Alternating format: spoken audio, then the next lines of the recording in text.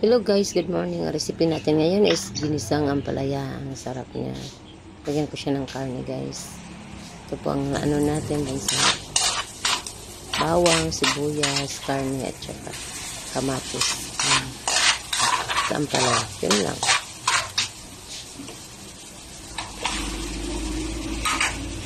Ang sarap nito guys. Marami kang kanin na maubos pag ito ang ulam mo.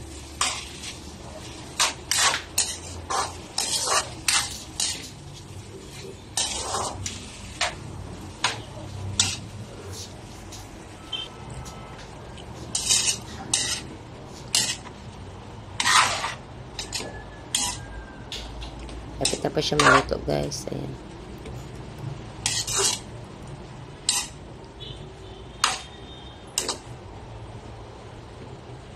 Ayan, luto na po. Ready to serve na po.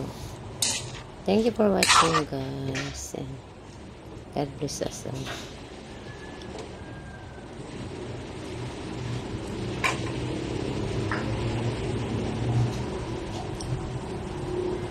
Sarap.